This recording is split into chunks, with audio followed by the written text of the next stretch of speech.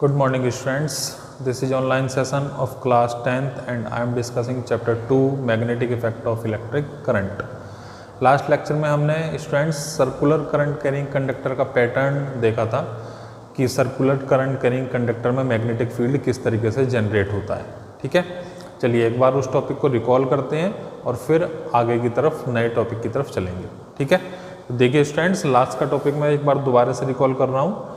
Magnetic field pattern due to a circular current carrying conductor.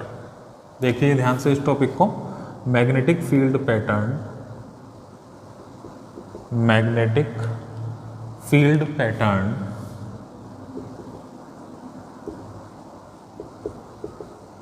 Magnetic field pattern due to a circular current carrying conductor.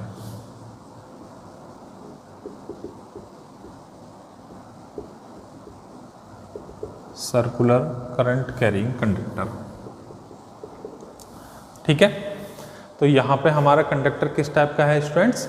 एक circular form का है। जैसे कि एक ring होती है, आपने घर में चूड़ी देखी होगी, कंगन देखा होगा या जो कड़ा देखा होगा, इस टाइप की जो फॉर्म्स होती हैं उनको हम क्या कहते हैं? Circular current carrying conductor. ठीक है ना, जो सर्किल की फॉर्म में है। 2D की बात हो रही है यहाँ पर।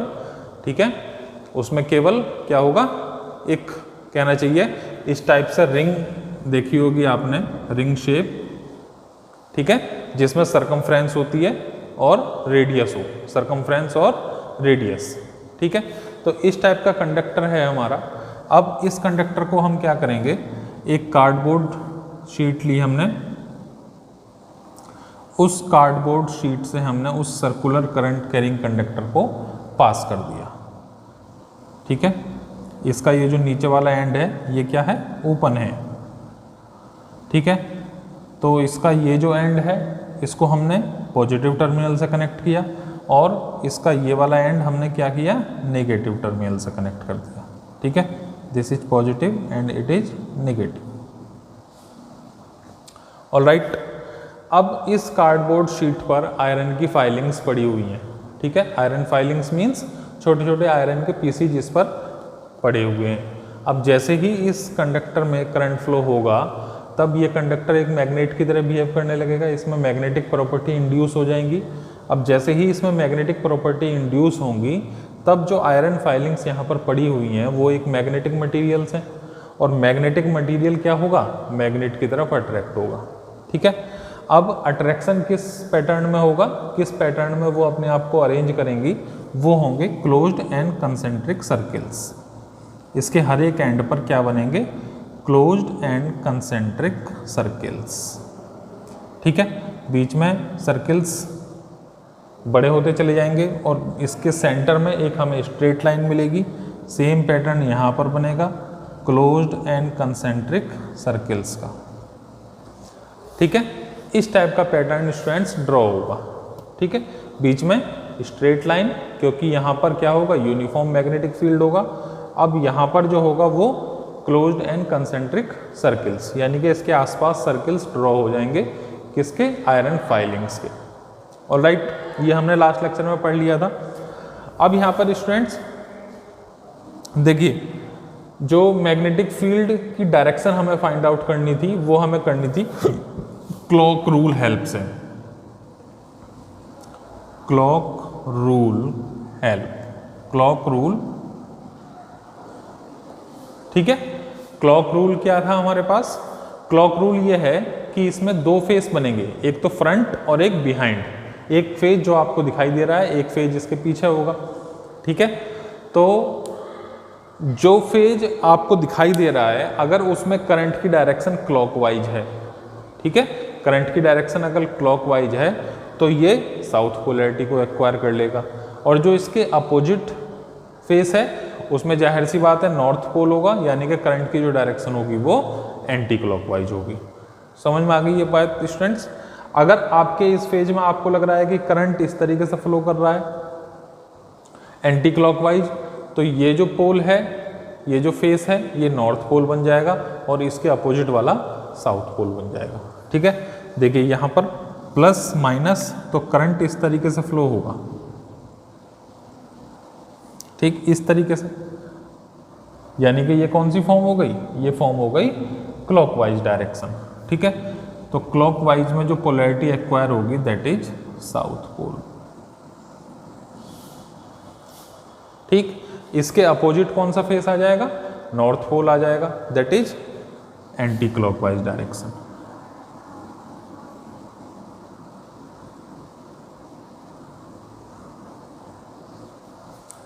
तो क्लॉक रूल की हेल्प से हम किसी भी सर्कुलर करंट कैरिंग कंडक्टर में मैग्नेटिक फील्ड की डायरेक्शन को फाइंड आउट कर सकते हैं, और कौन सा पोल एक्वायर होगा किस फेज पर, ये भी हम फाइंड आउट कर सकते हैं।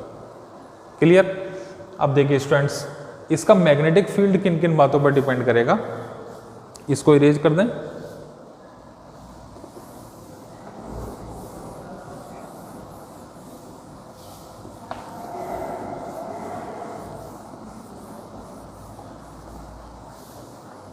Strength of magnetic field, strength of magnetic field depends on the following factors.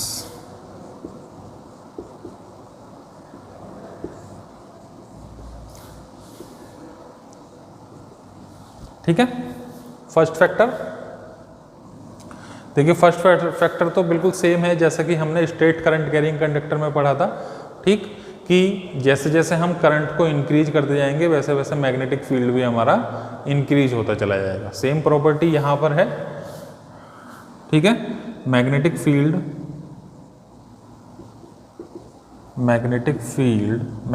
को किससे डिनोट करते हैं, B. Magnetic field increases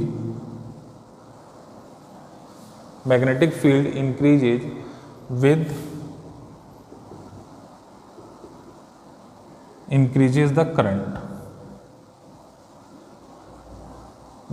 increases the current, ठीक है। करंट के बढ़ाने पर मैग्नेटिक फील्ड भी क्या होगा, इंक्रीज हो जाएगा। It means B is directly proportional to I, ठीक है। Second point, magnetic field decreases with the radius.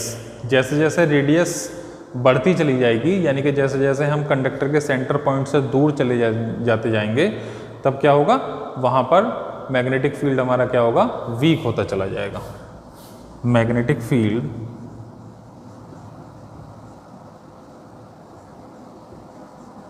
Decreases with radius, ठीक है, रेडियस के साथ डिक्रीज होगा। It means B is inversely proportional to radius. जैसे जैसे डिस्टेंस बढ़ेगी वैसे वैसे मैग्नेटिक फील्ड वीक होता चला जाएगा। Third point, number of turns. Magnetic field B increases with number of turns,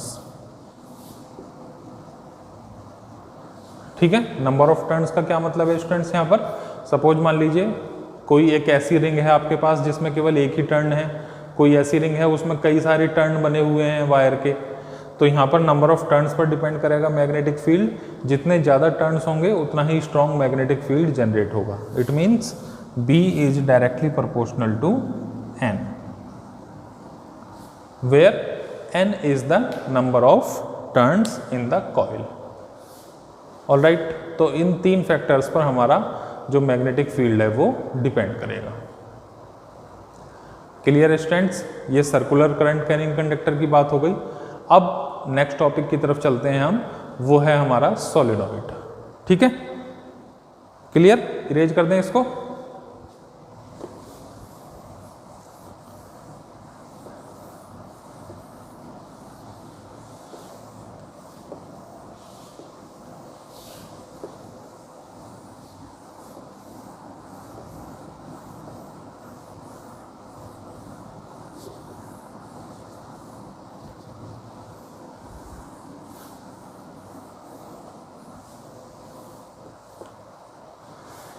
now magnetic field due to a current carrying solenoid, magnetic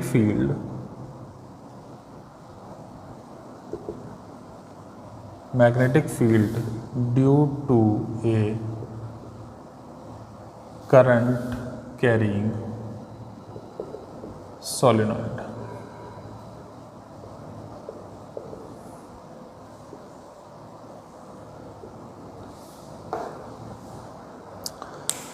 solenoid मैंने आपको पहले भी बताया था स्टूडेंट्स, क्या होता है सोलेनॉइड।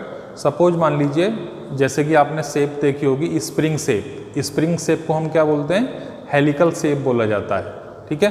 तो जो स्प्रिंग की शेप के जो कंडक्टर्स हैं उनको अगर हम स्पेशल तरीके से डिजाइन करें तो वो हमारे क्या बन जाते हैं, सोलेनॉइड बन जाते हैं, ठीक है।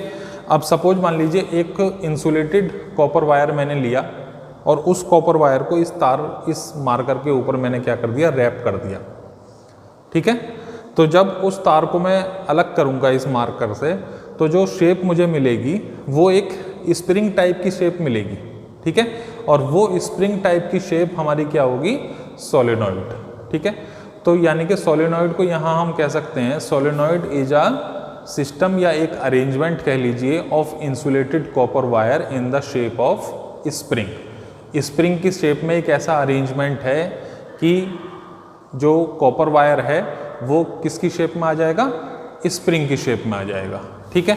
ड्रॉ करके मैं दिखाता हूँ आपको। सपोज मान लीजिए इस तरीके से एक कॉपर वायर है इंसुलेटेड और कुछ इस तरीके की फॉर्म बनेगी, ठीक है। मैंने आपको बताया कि अगर copper wire insulated copper wire को मैं यहाँ पर रैप कर दूँ इस तरीके से, ठीक, और जब उस वायर को अलग करूं और इस मार्कर को अलग करूं तो जो शेप मुझे मिलेगी वो इस टाइप की मिलेगी। ये क्या है, हमारी इंसुलेटेड कॉपर वायर। ये एक कॉपर वायर है और उसके ऊपर क्या किया गया है, उसको इंसुलेटर किया गया है प्लास्टिक से या रबर से, ठीक है। अब देखिए ये हमारी फॉर्म बन गई एक सोलेनॉइड की, ये हमारा सोलेनॉइड है। अब सोलेनॉइड में किस तरीके से मैग्नेटिक फील्ड जनरेट होगा जब हम इसमें करंट फ्लो कराएंगे। देखिए सोलेनॉइड में बिल्कुल सेम उसी तरीके से मैग्नेटिक फील्ड जनरेट होता है जैसे कि एक बार मैग्नेट में होता है, ठीक है। दोबारा से सुनिए, जब हम किसी भी सोलेनॉइड में करंट फ्लो कराते हैं, इसके एक एंड को मैं पॉजिटिव टर्मिनल से कनेक्ट करूंगा, इसके दूसरे एंड को नेगेटिव टर्मिनल से कनेक्ट करूंगा, तो जो मैग्नेटिक फील्ड का पैटर्न होगा वो बिल्कुल सेम उसी तरीके से होगा जैसे कि एक बार मैग्नेट में होता है, ठीक है। देखिए इस यहाँ पर एक स्विच कनेक्ट किया, इसका ये एंड हमने पॉजिटिव टर्मिनल और इसको हमने नेगेटिव टर्मिनल से कनेक्ट कर दिया, ठीक है। ये पॉजिटिव और ये नेगेटिव। करंट किस तरीके से फ्लो होगा, करंट इस तरीके से फ्लो होगा, इस तरीके से यहाँ पर राउंड करता हुआ यहाँ से बाहर आ जाएगा, ठीक है। तो मैग्नेटिक फील्ड लाइंस आपको ध्यान होगा बार मैग्नेट में किस तरीके से जनरेट होती थी, क्लोज्ड एंड कॉन्टिन्यूअस कर्व की फॉर्म में। किस तरीके से, क्लोज्ड एंड कॉन्टिन्यूअस कर्व की फॉर्म में। अब यहाँ पर किस तरीके से जनरेट होंगी, क्लोज्ड एंड कॉन्टिन्यूअस कर्व।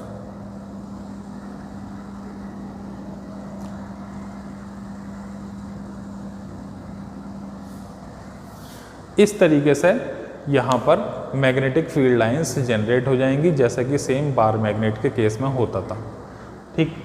अब देखिए ये तो बात हो गई मैग्नेटिक फील्ड लाइंस की। अब यहाँ पर हमें फाइंड करना है पोलैरिटी। पोलैरिटी के लिए हम वही रूल यूज करेंगे जो मैंने अभी आपको लास्ट में बताया था, दैट इज क्लॉक रूल। क्या बोलते हैं उसको, clock rule. Clock rule means यानी कि हम इसमें ये फाइंड आउट करेंगे कि इसमें करंट एंटी क्लॉकवाइज डायरेक्शन में फ्लो हो रहा है या इसमें करंट एंटी क्लॉकवाइज डायरेक्शन में फ्लो हो रहा है, ठीक है। अब देखिए इधर से, अगर आप इधर से देखेंगे इसको तो करंट आपको इस तरीके से रोटेट करता हुआ नजर आएगा, ठीक है। तो यहाँ से हम ये समझ सकते हैं कि ये जो डायरेक्शन करंट की जा रही है इसको बोलते हैं क्लॉकवाइज डायरेक्शन। अगर करंट हमारा इस तरीके से रोटेट हो रहा है तो ये कौन सी डायरेक्शन हो जाएगी स्टूडेंट्स, ये डायरेक्शन हो जाएगी क्लॉकवाइज, ठीक है। अब यहाँ पर अगर क्लॉकवाइज डायरेक्शन बन रही है तो आप जानते हो कि क्लॉकवाइज डायरेक्शन जब बनती है तो कौन सा पोल एक्वायर होता है, साउथ पोल। अगर करंट की डायरेक्शन एंटी क्लॉकवाइज है तो कौन सा पोल बनेगा, नॉर्थ पोल बनेगा। ठीक है, अब अगर आप इधर से उसको कंसीडर करोगे तो कौन सा पोल बनेगा, ये साउथ पोल। और अगर आप इसको इधर से देखोगे, अगर आप इसको इधर से देखोगे तो ये आपको इस तरीके से एंटी क्लॉकवाइज डायरेक्शन में घूमता हुआ नजर आएगा। ठीक, इधर के फेस से अगर आप देख रहे हैं तो ये हो गया हमारा क्लॉकवाइज, इधर के फेस से आप देखोगे तो ये हो जाएगा हमारा एंटी क्लॉकवाइज। इट मीन्स ये पोल साउथ पोल बन जाएगा और ये पोल हमारा क्या हो जाएगा, नॉर्थ पोल बन जाएगा। इट एक्वायर्स साउथ पोल, ठीक है, और ये वाला पोल हमारा बनेगा नॉर्थ पोल। ठीक है, क्योंकि यहां से करंट फ्लो हो रहा है क्लॉकवाइज डायरेक्शन में और वहां से करंट फ्लो हो रहा है एंटी क्लॉकवाइज डायरेक्शन में। ठीक है, अब देखिए आपको पता है कि जो बार मैग्नेट है या जो मैग्नेटिक फील्ड लाइंस हैं वो हमारी north to south direction move करती हैं आउटसाइड द मैग्नेट, और inside the magnet south to north direction. तो यहाँ पर जो मैग्नेटिक फील्ड की डायरेक्शन है वो क्या होगी, north to south. It means this direction. Alright, तो ये तो हो गई बाहर की बात, नॉर्थ टू साउथ। और अगर इनसाइड द सोलिनॉइड, सोलिनॉइड के अंदर की बात करें तो वो कहाँ से कहाँ डायरेक्टेड होंगी, south pole to north pole. It means इस डायरेक्शन। क्लियर, सोलिनॉइड का केस आपको समझ में आ गया। अब बात करते हैं कि मैग्नेटिक फील्ड किन किन बातों पर डिपेंड करेगा। First point, strength of magnetic field depends, strength of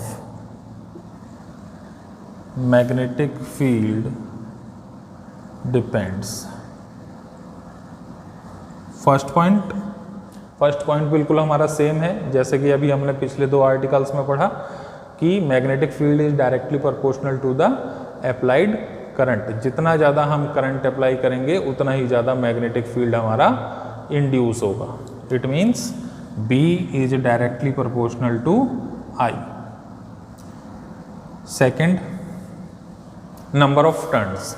जितने ज़्यादा नंबर ऑफ टर्न्स होंगे कॉइल में उतना ही करंट, उतना ही ज़्यादा मैग्नेटिक फील्ड बनेगा, उतना ही ज़्यादा स्ट्रेंथ होगी मैग्नेटिक फील्ड की। That is B is directly proportional to N। ठीक है, ये 2 पॉइंट्स क्लियर हैं। जितना ज़्यादा हम करंट इंड्यूस करेंगे उतना ही ज़्यादा मैग्नेटिक फील्ड बनेगा, मैग्नेटिक फील्ड की स्ट्रेंथ होगी। और जितना ज़्यादा हम उसमें जितने ज़्यादा नंबर ऑफ टर्न्स होंगे, हो सकता है कि कोई कॉइल हमारे पास ऐसी हो कि उसमें और भी ज़्यादा नंबर ऑफ टर्न्स हों। ठीक है, तो जितने ज़्यादा नंबर ऑफ टर्न्स होते चले जाएंगे उतना ही स्ट्रॉन्ग मैग्नेटिक फील्ड जनरेट होता चला जाएगा इसमें। Alright,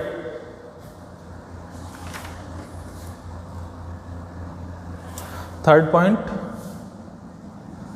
nature of coil.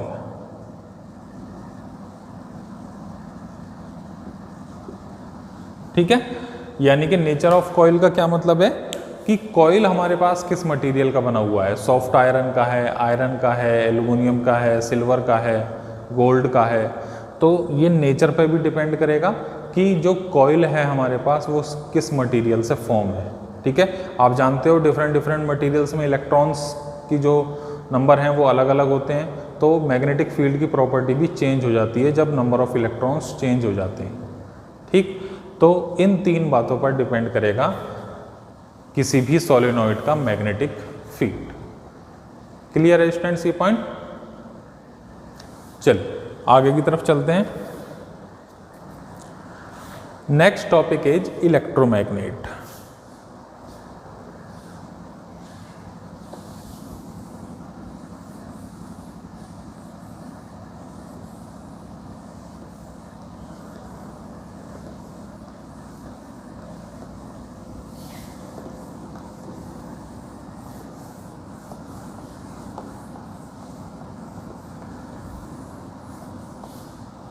Next topic is electromagnet.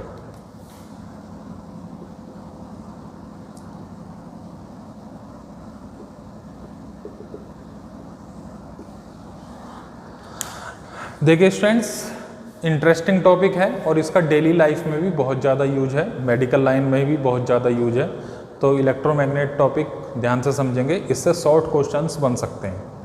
ठीक है, देखिए इलेक्ट्रोमैग्नेट क्या होती है, बेसिकली ये एक परमानेंट मैग्नेट तो नहीं है, लेकिन इसको हम बोलते हैं टेम्परेरी मैग्नेट। इलेक्ट्रोमैग्नेट का मतलब है कि जब तक किसी भी सब्सटेंस में करंट फ्लो होगा तब तक वो एक मैग्नेट की तरह बिहेव करेगा, और जैसे ही उसमें करंट ऑफ हो जाएगा तो वो अपनी मैग्नेटिक प्रॉपर्टीज को खो देता है। ठीक है, जब तक करंट रहेगा, जो स्पेशल टाइप के मटेरियल्स होते हैं, सपोज मान लीजिए सॉफ्ट आयरन, ठीक है, सॉफ्ट आयरन की रॉड है मेरे पास, तो सॉफ्ट आयरन की रॉड को मैं इस तरीके से अरेंज करता हूँ कि इसको मैंने क्या किया, इसके ऊपर मैंने एक सोलेनॉइड की रैपिंग कर दी। ठीक, और उस सोलेनॉइड की रैपिंग करने के बाद मैंने उस सोलेनॉइड में करंट फ्लो करा दिया। सोलेनॉइड में जब करंट फ्लो होता है तो वो करंट इसमें भी इंड्यूस हो जाता है सॉफ्ट आयरन की रॉड में। ठीक है, जब इसमें करंट इंड्यूस हो गया तो ये जो सॉफ्ट आयरन की रॉड है ये एक मैग्नेट की तरह बिहेव करने लगती है। ठीक है, और जब तक उसमें करंट फ्लो होगा सोलेनॉइड में तब तक ये मैग्नेट की तरह बिहेव करेगा, और जैसे ही करंट आप ऑफ कर दोगे ये अपनी नेचुरल कंडीशन में आ जाएगा। ठीक है, तो इलेक्ट्रोमैग्नेट्स किस टाइप की मैग्नेट हैं, टेम्परेरी मैग्नेट हैं। जब तक इनमें करंट फ्लो होता है तब तक ये मैग्नेट की तरह बिहेव करेंगे, और जब तक इसमें आप करंट ऑफ कर दोगे तो ये क्या हो जाएंगी, ये डीमैग्नेटाइज हो जाएंगी, जो इनकी मैग्नेटिक प्रॉपर्टी है वो चली जाती है। ऑलराइट, देखिए सबसे बड़ा एडवांटेज इलेक्ट्रोमैग्नेट्स का ये है कि इसमें जो मैग्नेटिक फील्ड की स्ट्रेंथ है, ठीक है, जो मैग्नेटिक प्रॉपर्टीज हैं उनकी स्ट्रेंथ को हम कम या ज़्यादा कर सकते हैं by providing the current. Current का मैग्नीट्यूड आप कम कर दीजिए तो मैग्नेटिक फील्ड कम जनरेट होगा, करंट का पावर आप ज़्यादा बढ़ा दीजिए तो यहाँ पर मैग्नेटिक फील्ड स्ट्रॉन्ग जनरेट हो जाएगा। ठीक है, तो इलेक्ट्रोमैग्नेट्स की सबसे बड़ा पॉइंट हमारे पास यही है कि इनकी जो कैपेसिटी है, इनकी जो एबिलिटी है उसको हम कंट्रोल कर सकते हैं। ठीक, जितना एबिलिटी का हमें स्ट्रॉन्ग मैग्नेटिक फील्ड चाहिए उतना एबिलिटी का करंट प्रोवाइड करा दीजिए, डायरेक्टली प्रोपोर्शनल है, B is directly proportional to I. तो यहाँ पर जितना आप करंट प्रोवाइड कराएंगे उतना ही मैग्नेटिक फील्ड अचीव हो पाएगा। ठीक है, तो देखिए इलेक्ट्रोमैग्नेट, सबसे पहले हमने क्या किया, एक सोलेनॉइड लिया। ठीक है, solenoid means a insulated copper wire in the shape of spring. ठीक है, सोलेनॉइड क्या है, a insulated copper wire in the shape of helical या in the shape of spring. Spring की शेप हमने लिया इसको, और उस शेप के अंदर या उस सोलेनॉइड के अंदर हमने क्या किया, एक सॉफ्ट आयरन को इंसर्ट कर दिया। यह है सॉफ्ट आयरन की रॉड।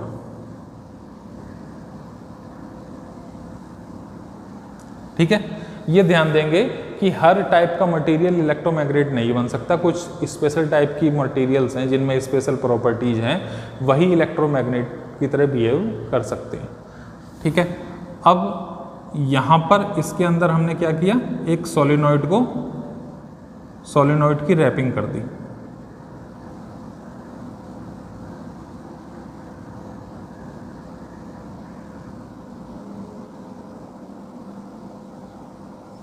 ठीक,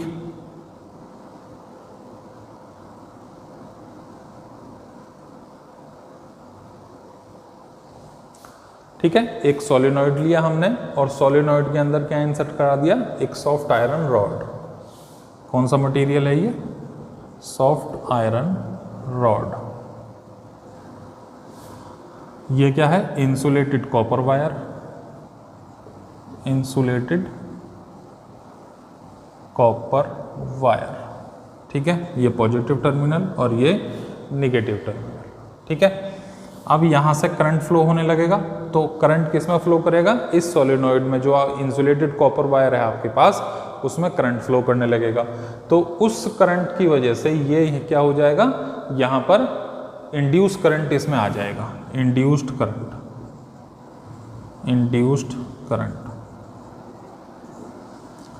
ठीक, और जब इसमें करंट इंड्यूस हो जाएगा तो ये किसकी तरह बिहेव करेगा students, as a magnet, as a magnet. Magnet की तरह ये बिहेव करने लगेगा, सॉफ्ट आयरन। अब जैसे ही आप यहाँ से कनेक्शन रिमूव करोगे या स्विच यहाँ से ऑफ करोगे तो क्या होगा, इसकी ये जो मैग्नेटाइज हुआ था आपका कंडक्टर, ये क्या हो जाएगा, तुरंत डीमैग्नेटाइज हो जाएगा। ठीक है, जब करंट फ्लो होगा तो ये मैग्नेटाइज हो जाएगा, और जब इसमें करंट फ्लो नहीं होगा तो ये अपनी नॉर्मल कंडीशन में आ जाएगा। क्लियर। अब देखिए, जो मेडिकल लाइन है हमारी, वहाँ पर इसका बहुत ज़्यादा यूज है। सपोज मान लीजिए कोई एक्सीडेंटल केस ऐसा है कि एक्सीडेंट हो गया रोड पर, और जो आयरन के पीसीज वगैरह हैं कार से या बाइक से, वो आयरन के पीसीज इंटरनल ऑर्गन्स में चले जाते हैं, आँख में चले जाते हैं, या किसी ऐसी बॉडी पार्ट में चले गए जहाँ पे उसको ऑपरेट करना ईजी नहीं है। तो इलेक्ट्रोमैग्नेट्स की हेल्प से हम उन आयरन के पीसीज को क्या करते हैं, रिमूव कर लेते हैं। ठीक है, इलेक्ट्रोमैग्नेट्स हमने बनाया और जितना पावर का करंट चाहिए हमको उतना हमने उसको अप्लाई किया, और जितने भी पीसीज हैं वहाँ पर बॉडी के अंदर, उन सबको क्या कर लेते हैं, वहाँ से रिमूव कर लेते हैं with the help of electromagnet. तो मेडिकल लाइन में इसका बहुत ज़्यादा यूज है स्टूडेंट्स।